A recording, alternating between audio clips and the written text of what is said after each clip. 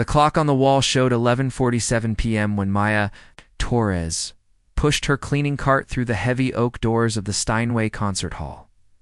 The wheels squeaked softly against the marble floor, breaking the silence that filled the empty building.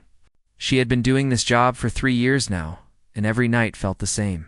Mop the floors, dust the seats, polish the brass railings, and make sure everything looked perfect for the next day's performances.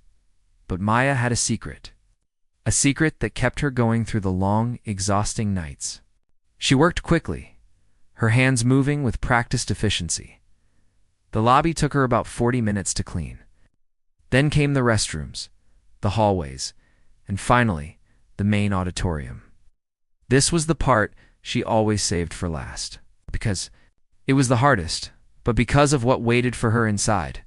The auditorium was massive. Red velvet seats stretched in curved rows, rising up toward the back of the hall.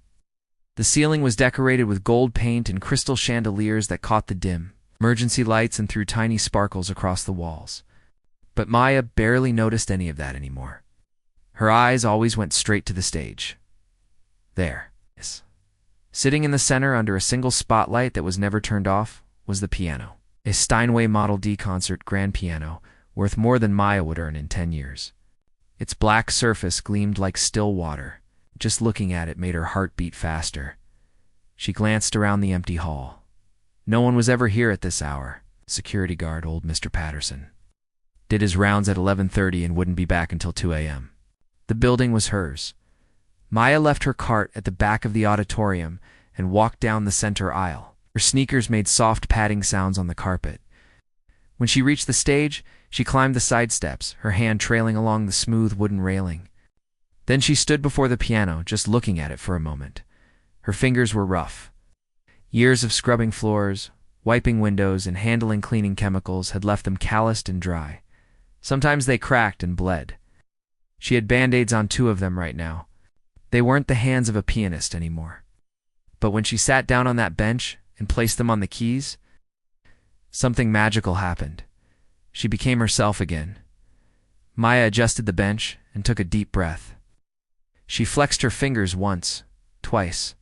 Then she began to play. The first notes of Chopin's Nocturne in E-flat major floated into the empty hall, soft and gentle at first, like a whisper. Her rough hands moved across the keys with a grace that seemed impossible. The music grew, swelling and falling like waves. Maya closed her eyes and let herself disappear into the sound. This was who she really was. Not a cleaning lady. Not someone who scrubbed toilets and mopped floors. She was a musician. She was an artist.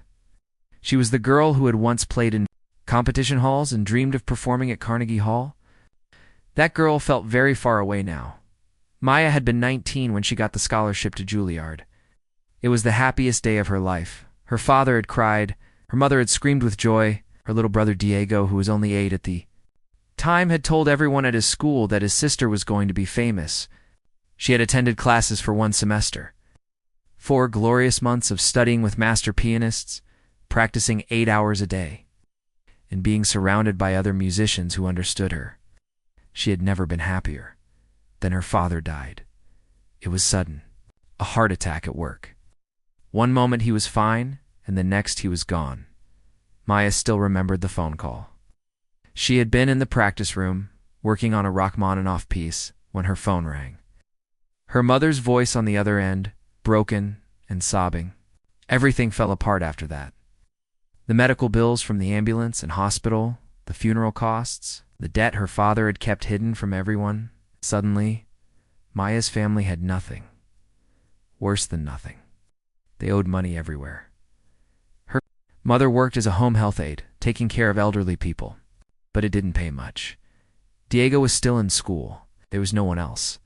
Maya had to make a choice. She could stay at Juilliard and watch her family lose everything, or she could come home and help. It wasn't really a choice at all. She withdrew from school and got the first job she could find. Then a second job. Then a third. She worked at a coffee shop in the morning, did data entry at an office in the afternoon, and cleaned the concert hall at night. She slept 4 or 5 hours if she was lucky. That was 13 years ago. Maya was 32 now. Diego was 21 and in college, studying to be an engineer. Her mother still worked, but her health wasn't great. Last year, the doctors found cancer, breast cancer.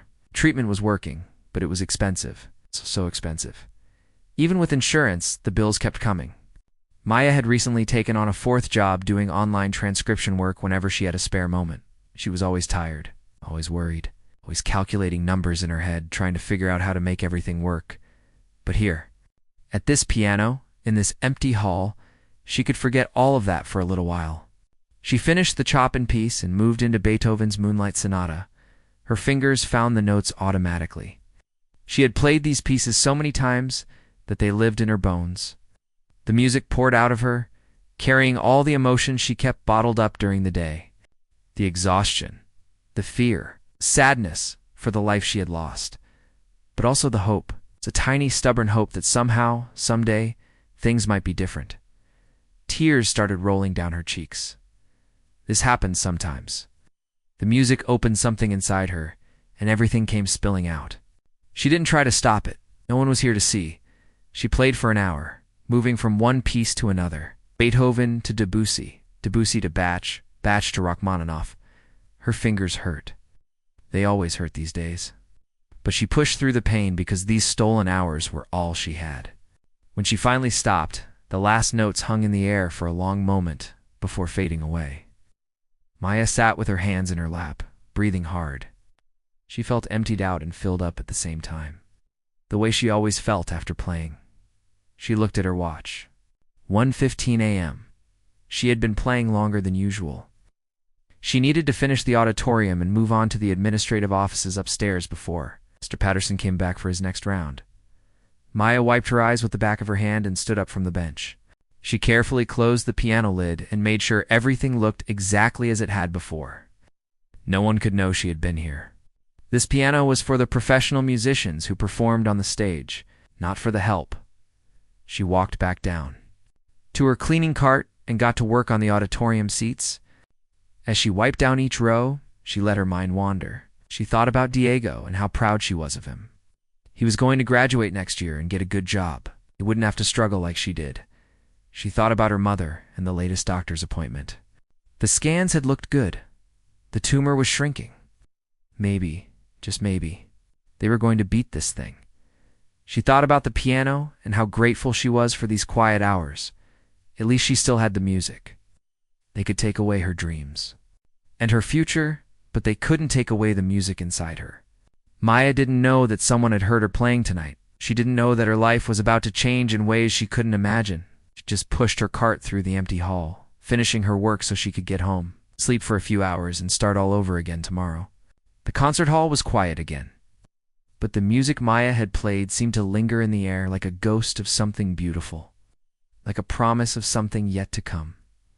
Outside, the city never slept. Cars honked. Sirens wailed in the distance. People rushed to wherever they needed to be. And somewhere in all that noise and chaos, Maya Torres pushed her cleaning cart down the empty hallway, humming softly to herself. She was tired. She was worried. She was broke.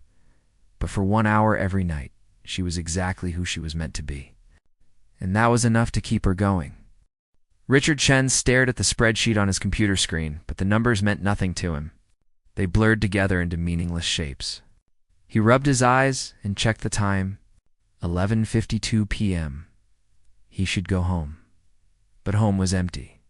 Home had been empty for 2 years, 3 months, and 16 days. He was 58 years old and owned a fortune that most people couldn't even imagine. His company had revolutionized cloud computing technology. He had homes in 3 countries. He sat on the boards of 7 major corporations. Forbes had named him one of the 100 richest people in America. None of it mattered. Anymore? Richard's office was on the 3rd floor of the Steinway Concert Hall, overlooking the main auditorium. He was the primary donor to the hall, having given over $20 million over the years. They had offered to name the building after him, but he had refused. His wife wouldn't have wanted that. She had always said that music belonged to everyone, not just to rich people who could afford to put their names on buildings. His wife, Catherine Richard, stood up from his desk and walked to the window. Below, he could see the edge of the stage and the first few rows of seats. The building was dark except for the emergency lighting. The cleaning crew would be here by now, doing their nightly work. He had been spending more and more time at this office lately. His assistant kept asking him if everything was okay. His daughter had stopped calling as often because their conversations always ended the same way, with uncomfortable silences and awkward goodbyes. His friends had given up inviting him to things. Everyone kept telling him he needed to move on, to start living again, to honor Catherine's memory by finding joy in life. They didn't understand. Richard didn't want to move on. Moving on felt like leaving her behind. Like admitting she was really gone. Catherine had loved music more than anything. She had been a violinist, a good one. They had met at a charity concert 40 years ago. He had been a young entrepreneur, barely scraping by, trying to get investors for his startup. She had been playing in the orchestra. During the reception, he had worked up the courage to talk to her, and she had laughed at all his terrible jokes. They got married a year later. Catherine had given up performing professionally when their daughter was born. She said she wanted to focus on family, but she never stopped playing. Their home was always filled with music. She would practice every evening, and Richard would sit and listen, watching her face as she played. She got this expression like she was somewhere else entirely, somewhere beautiful. When she got sick, she couldn't play anymore. The chemotherapy made her too weak. The violin sat in its case, gathering dust. In her last weeks, Richard would put on recordings of her favorite pieces. Sometimes she would move her fingers, as if she was playing along. Sometimes she would just cry. After she died, Richard couldn't listen to music anymore. He had packed away all of Catherine's recordings. He avoided concerts, even though he was supposed to attend them as a board member of the hall. Music hurt too much. It was like pressing on a bruise that never healed. But he couldn't stay away from this building. It was the last place that still felt connected to her. So he came to his office and worked late into the night. Surrounding himself with the ghost of something they had shared, Richard was about to turn away from the window when he heard it. Hey, it's piano. Someone was playing the piano in the auditorium below. He froze, listening. It was faint, barely audible through the thick glass and walls. But it was definitely there.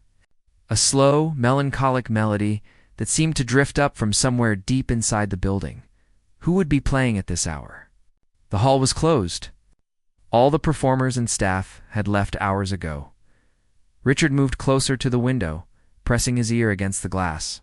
The music was clearer now. It was Chopin, one of Catherine's favorites. Nocturne in E-flat major. She used to play it on the violin, adapting it from the piano original. His chest tightened. He hadn't heard this piece in years. There was a door at the back of his office that led to a private balcony overlooking the auditorium. It was where board members could watch rehearsals without disturbing the performers.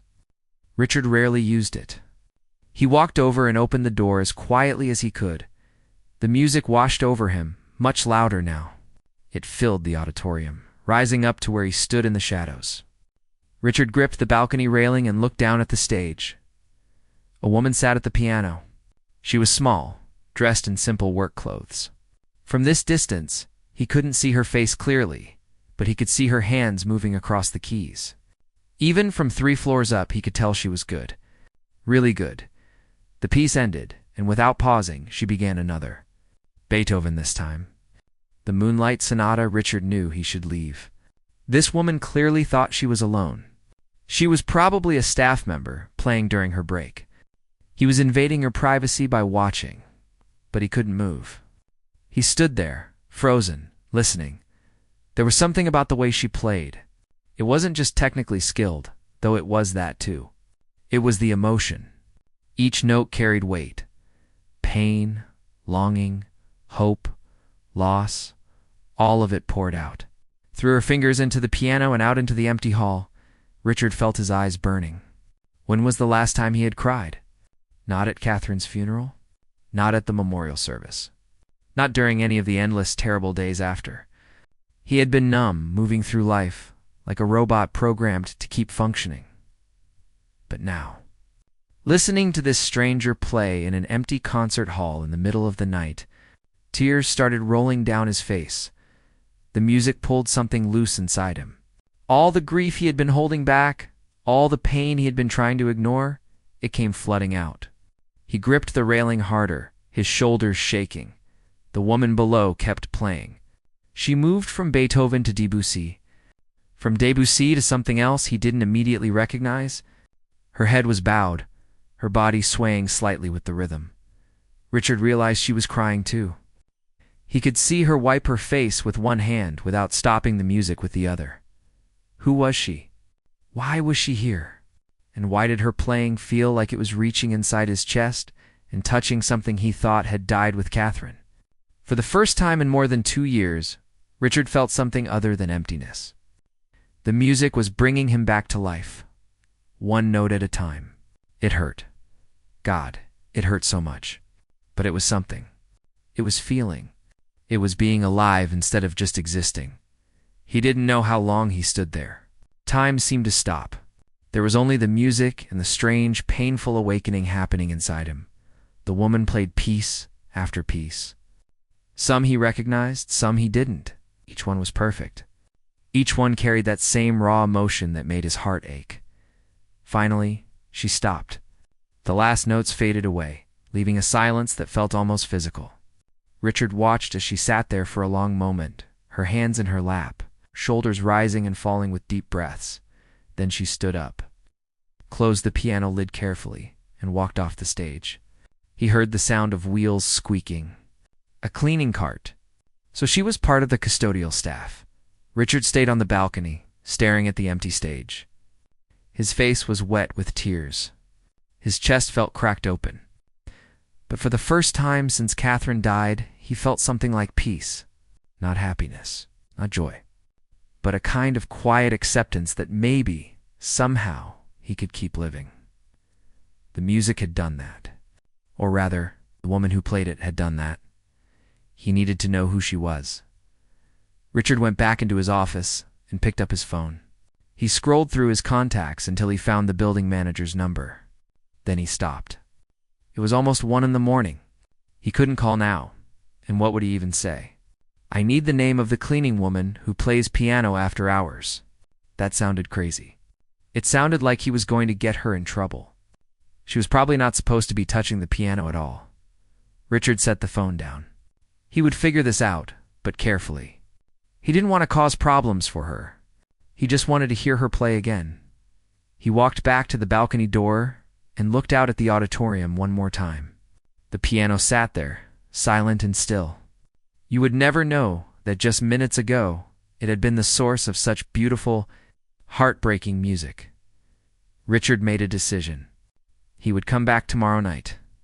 And the night after that, he would listen to her play, and he would try to understand what it was about her music that had broken through the walls he had built around himself. Catherine would have liked her, he thought. Catherine would have recognized a fellow musician who played with their whole heart, for the first time in over 2 years. Richard smiled.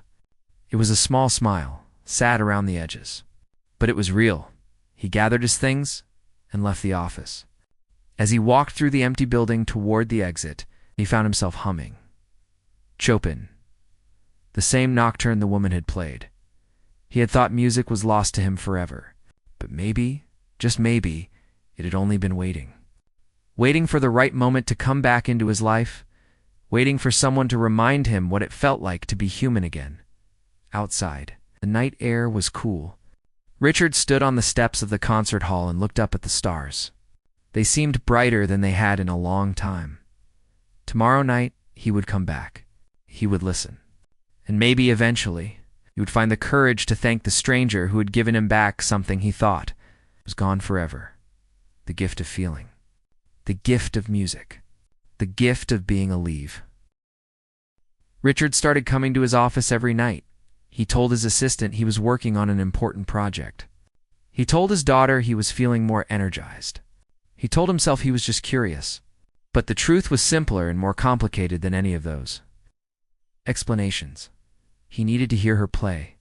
Every night around 11:30, he would settle into his chair on the private balcony and wait. Around midnight, the music would begin. Sometimes she started with something gentle. Other times, she went straight into something powerful and intense.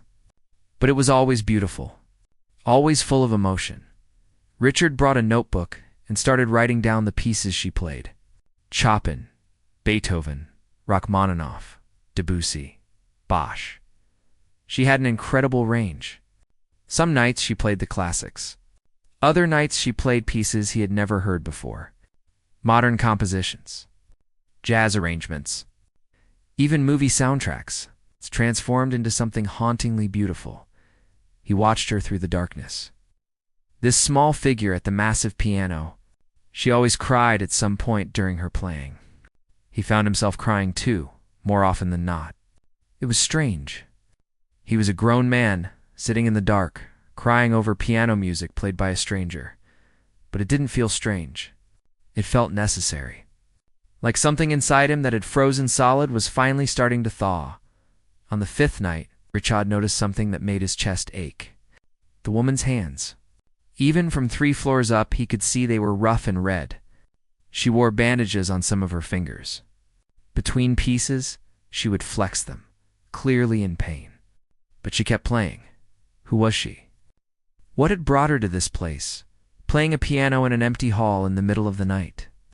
Richard had questions. So many questions. But he stayed silent, hidden in his balcony seat, an observer, a witness to something private and sacred. By the second week, he had memorized her routine. She would arrive at the hall around 11:45. He could hear the squeak of her cleaning. Cart in the hallway below his office. She would clean the lobby first, then work her way through the building. The auditorium was always last. She would play for about an hour, sometimes a little more. Then she would stop, carefully close the piano, and continue with her cleaning work. By 2 a.m., she would be gone. Richard found himself thinking about her during the day.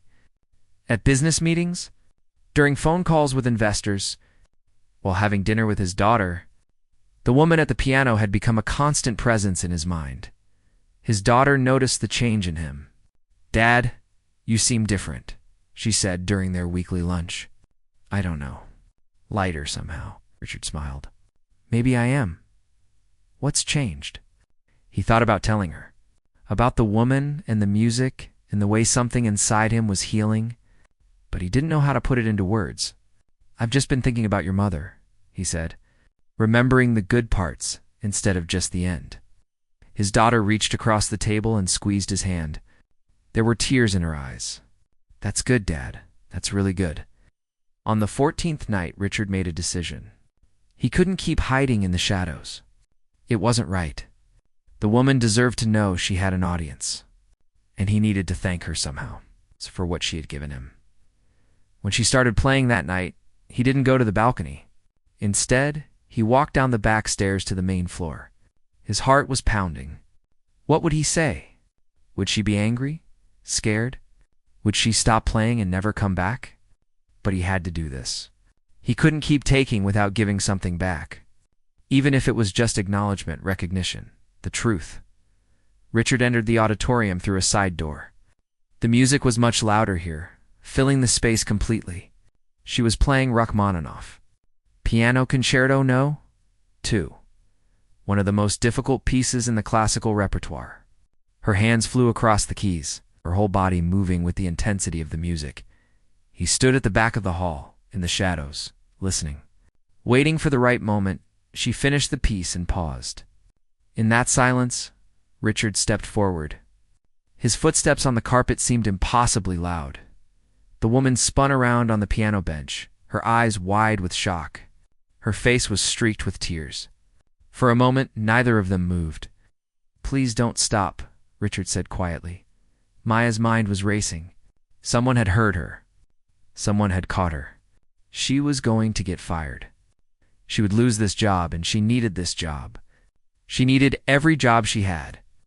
"I'm so sorry," she said quickly, standing up. Her voice was shaking. "I know I'm not supposed to touch the piano.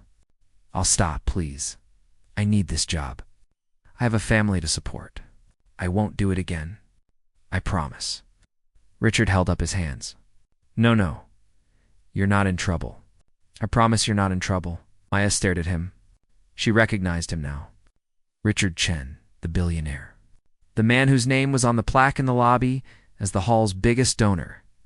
What was he doing here in the middle of the night? "I've been listening to you play," Richard said.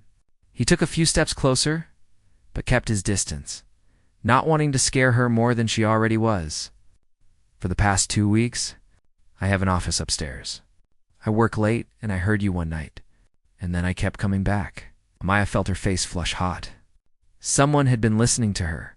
This whole time? "I didn't know anyone was here. I thought the building was empty." "It usually is," Richard said.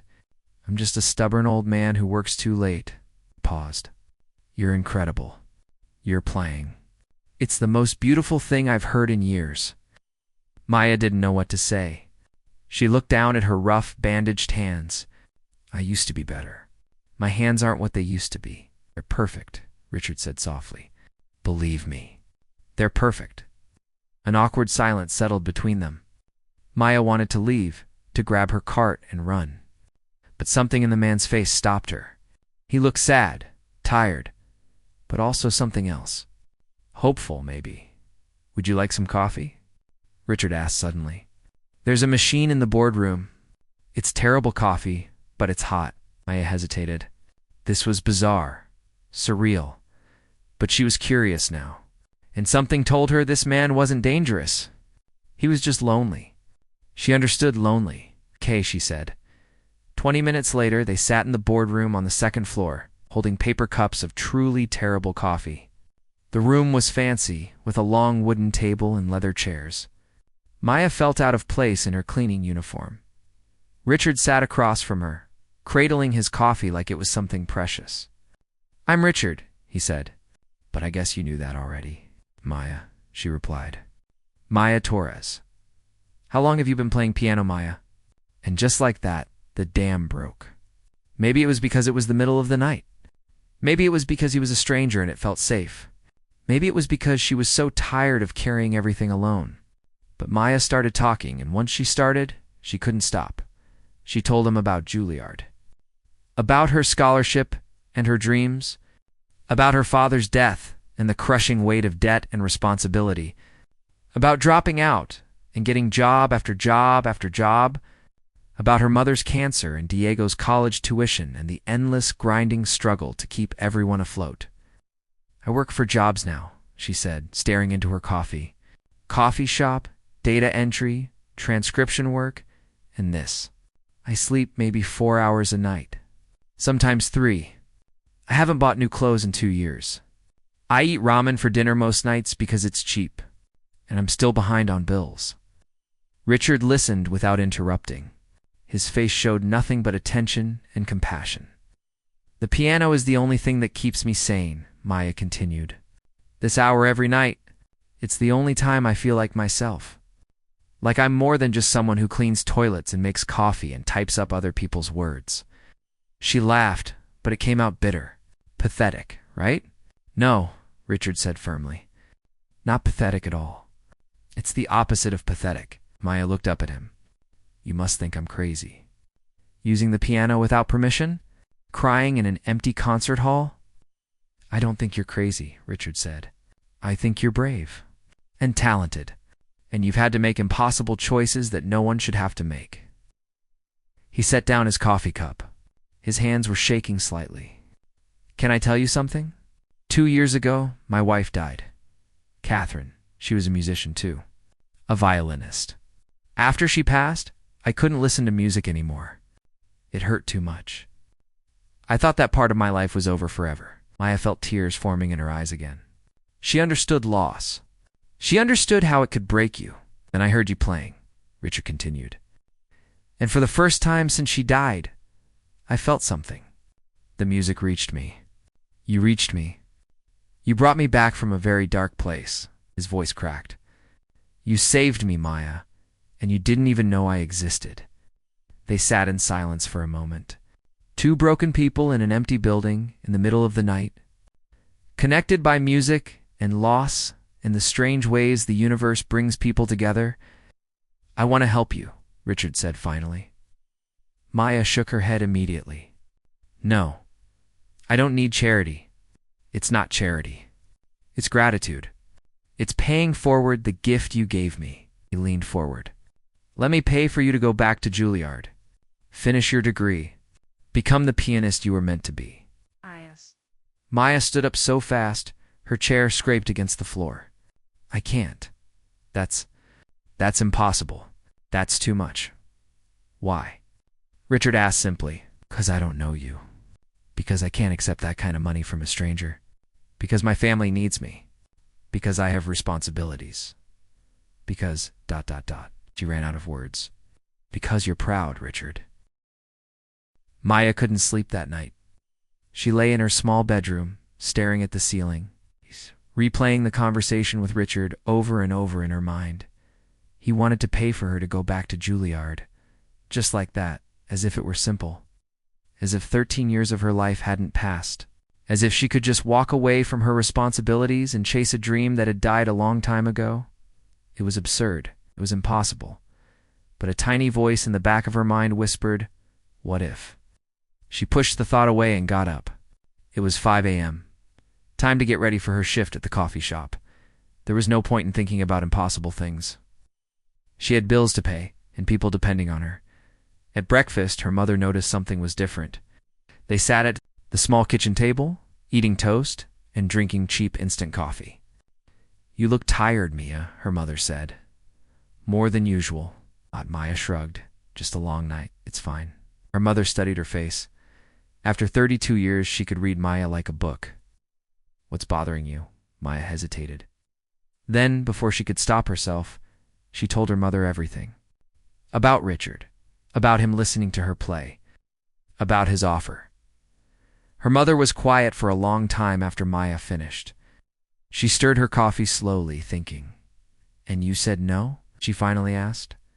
Of course I said no. Mom, I can't accept money like that from a stranger. It's too much. It's not right. Why not? Maya stared at her mother.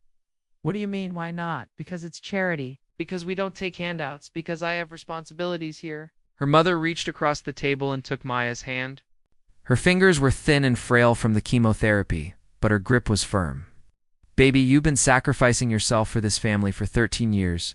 You gave up your dreams for us. Don't you think it's time to take something back? What? About you? What about your treatments? What about Diego's tuition? I'm in remission, her mother said gently. The doctors say I'm doing well. Diego graduates next year. He already has a job lined up. He'll be fine. We'll all be fine. You don't know that? Maya said. Her voice cracked. What if the cancer comes back? What if Diego needs help? What if you waste your entire life on what-ifs? Her mother interrupted. Maya, listen to me. I'm proud of you. So proud. But I didn't raise you to work yourself to death. Didn't raise you to give up everything that makes you happy. Maya felt tears running down her face. I don't know how to do anything else, Mom. I don't know how to not be the person who holds everything together. Her mother pulled her into a hug. Then maybe it's time to learn.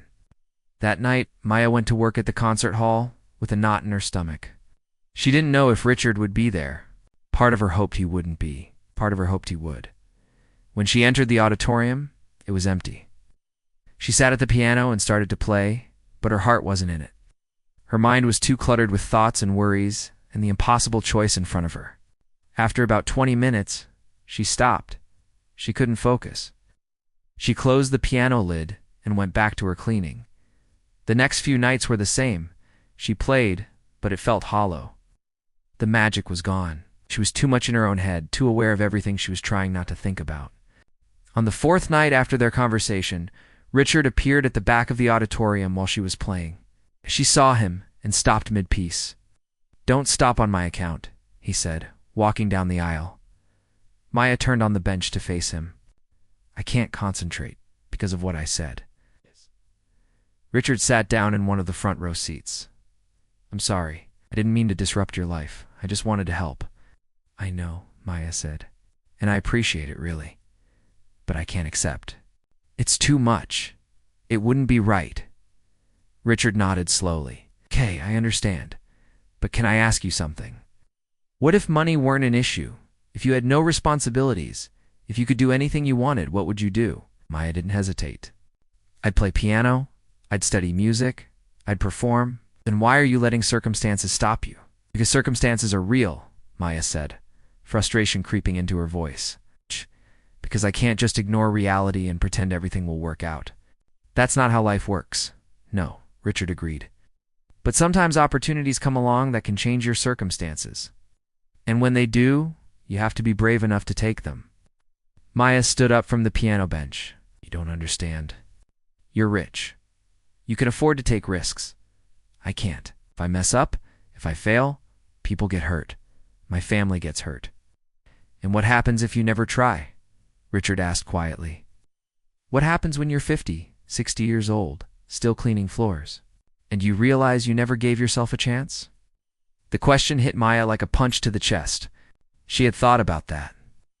Late at night, when she was too tired to sleep, she imagined herself at 60, still working multiple jobs, still exhausted, still dreaming about the life she could have had. I need to think about it, she whispered. Take all the time you need, Richard said. I'm not going anywhere. But Maya's pride wouldn't let her accept. 2 weeks passed. She kept playing at night, and Richard kept listening from his office. They didn't talk about the offer again. It hung in the air between them, unspoken, but always present. Then one morning, Maya got a letter in the mail. It was from Juilliard. Her hands shook as she opened it. The letter said she had been selected for a special scholarship program for returning adult students, full tuition covered, a stipend for living expenses, the opportunity to complete her degree and pursue a career in music. Maya read the letter 3 times, then she called Juilliard. The person on the phone confirmed it was real. She had been nominated by an anonymous donor. All she had to do was accept. Maya knew immediately who was behind it. Richard. Anger flared in her chest, hot and fierce. He had gone behind her back. He had manipulated the situation. She had said no, and he had ignored her wishes.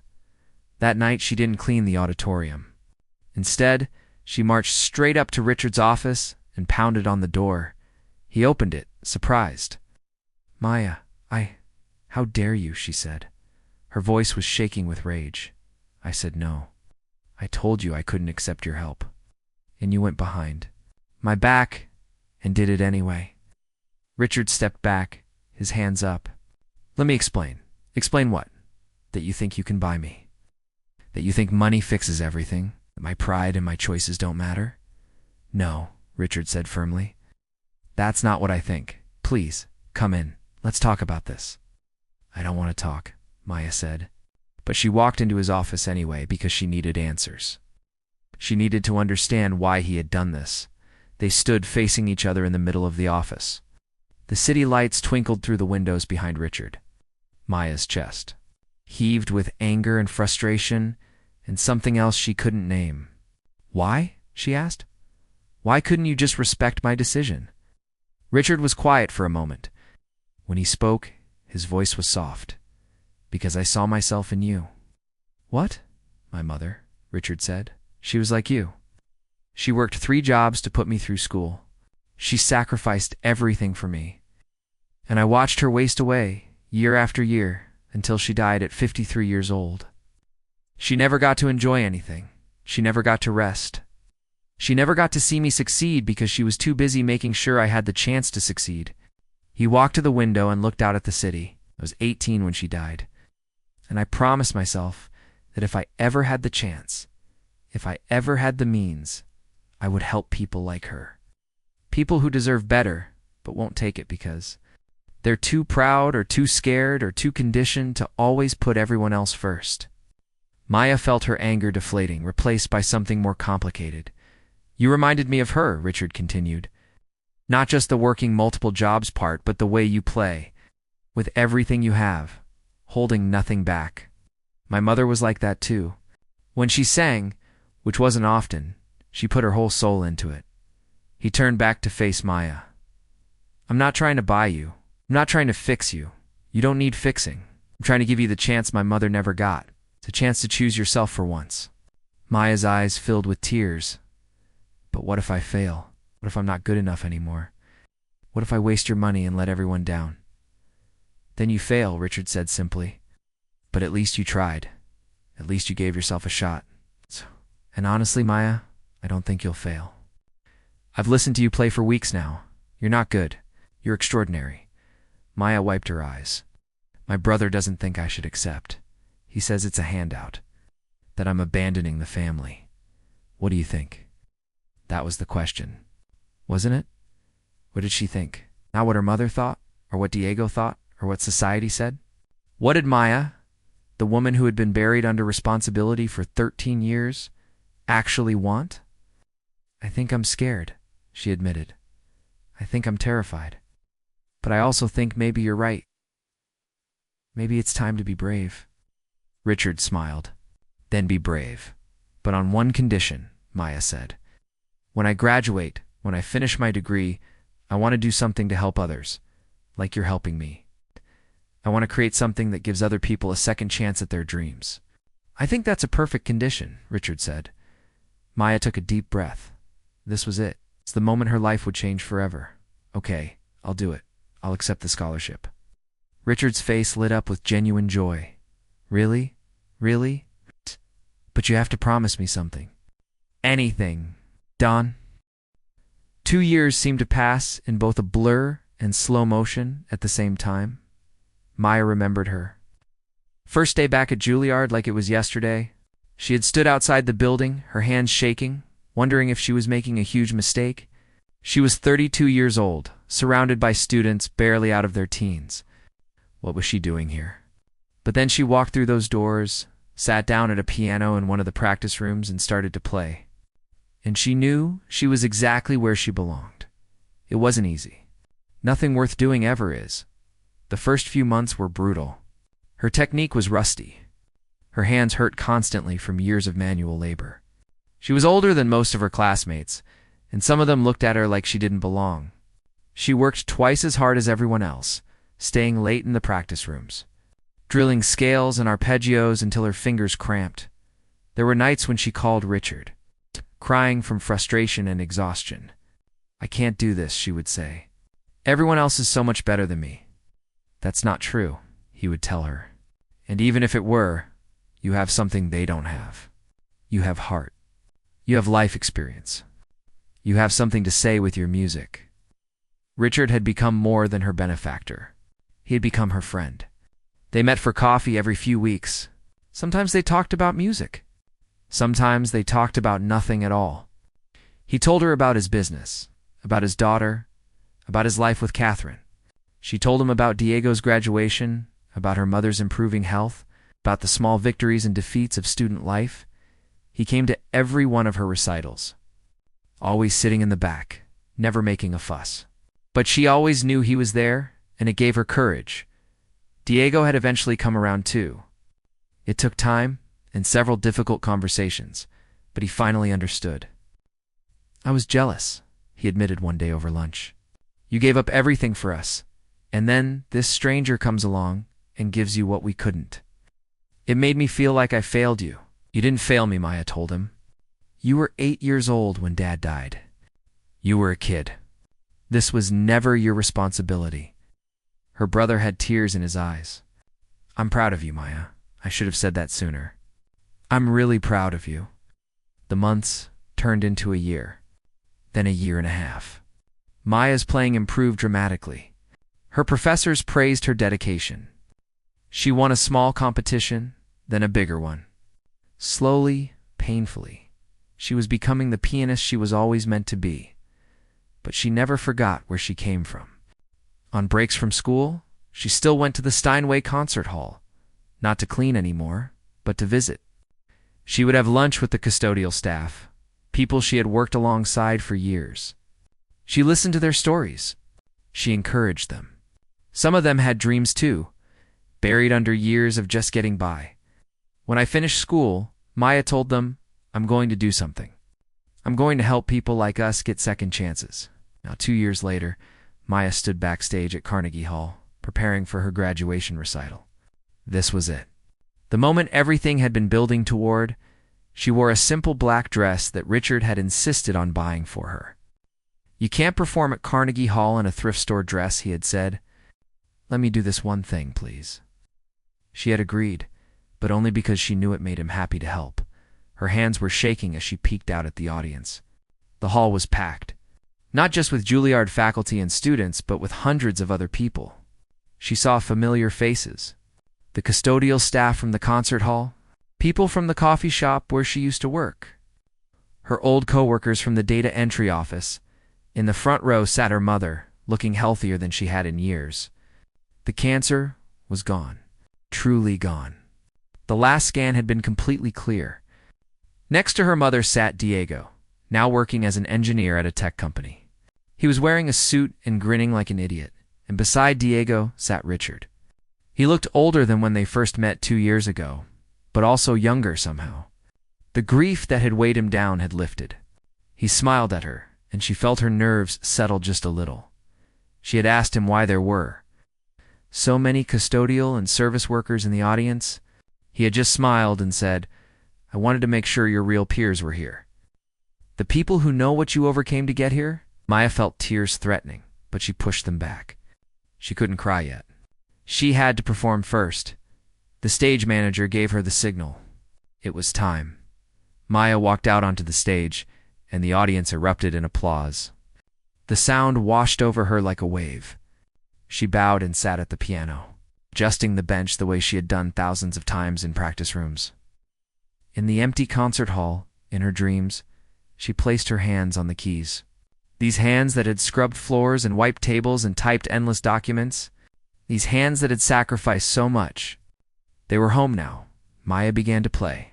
She started with Chopin, the same nocturne she had played that first night when Richard heard her. But this time it was different. This time she wasn't playing in an empty hall, pouring out her loneliness and despair. This time she was playing for hundreds of people, sharing her joy and triumph and gratitude. The music flowed out of her, piece after piece. Beethoven and Rachmaninoff and Debussy. All the composers who had kept her company during those long, lonely nights. But now they weren't companions in her isolation.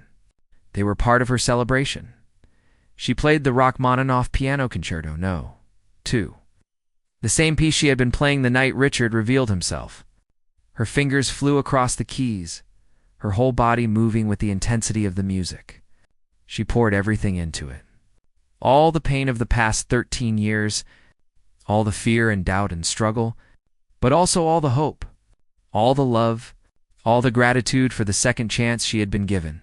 When she played the final note, there was a moment of absolute silence. Then the audience exploded. People jumped to their feet, clapping and cheering. Some were crying. Her mother was sobbing openly. Diego was wiping his eyes with his sleeve. Richard stood with his hands pressed together, his face streaming with tears. Maya stood and bowed, and the applause grew even louder. She had done it. She had really done it. After the performance, there was a reception. Maya was surrounded by people congratulating her, hugging her, telling her how moved they were. Her former co-workers from the cleaning crew lined up to take pictures with her. "You did it, Maya," they kept saying. "You really did it." Finally, Richard made his way through the crowd. He didn't say anything at first. He just pulled her into a hug. "Thank you," Maya whispered. "For everything." Oh. Richard said. "Thank you. You changed my life." When he stepped back, he had that look on his face, the one that meant he was about to do something dramatic. "Ladies and gentlemen," Richard said, his voice carrying across the reception hall, "if I could have your attention for just a moment." The room quieted down. Everyone turned to look at him. 2 years ago, Richard said, I was in a very dark place. I had lost my wife, and I thought I had lost my connection to music forever. Then I heard someone playing piano in an empty concert hall in the middle of the night. That person was Maya. Maya felt her face flush. She hadn't known he was going to do this. "Her music brought me back to life," Richard continued. "In watching her journey these past 2 years, watching her work so hard to reclaim her dream, has inspired me more than she will ever know. So tonight, I want to announce the establishment of the Second Chance Music Foundation." A murmur went through the crowd. "The foundation will provide full scholarships for working adults who want to pursue music education," Richard explained. "People who had to give up their dreams for practical reasons. People who thought it was too late. People like Maya. The foundation will be funded with $10 million to start, and I hope to grow it even larger in the coming years. The room erupted in applause again. Maya stood there, stunned. Richard turned to her, and Maya has agreed to be the foundation's first artistic director. She helps select scholarship recipients and mentor them through their journey. She knows better than anyone what it takes to make a dream come true against impossible odds. Maya couldn't speak. She just nodded, tears streaming down her face. Later that night, after the reception had ended and the crowds had dispersed, Maya found herself back at the Steinway concert hall. She had a key now. Richard had given it to her months ago. She walked through the quiet building, remembering all those nights she had spent here, cleaning, playing, crying, dreaming. She made her way to the auditorium and sat at the piano. But she didn't play. She just sat there, her hands resting on the keys, thinking about everything that had happened. Her phone buzzed. It was a text from one of the night custodians at the hall. "Hey Maya, my daughter wants to learn piano, but we can't afford lessons. I know you're probably too busy now, but I thought I'd ask." Maya smiled and typed back immediately. "Bring her by Thursday night at 8. Free lessons for as long as she wants them." Because that was the thing about second chances. Once you got one, you had to pass it forward. You had to make sure other people got their shot too, over the next few months. Maya started teaching piano to the children of the custodial staff. Then to the adults too. Anyone who wanted to learn. Thursday nights became music nights at the concert hall. The building filled with the sound of scales and simple melodies and laughter. Richard would stop by sometimes to listen. He'd sit in the back,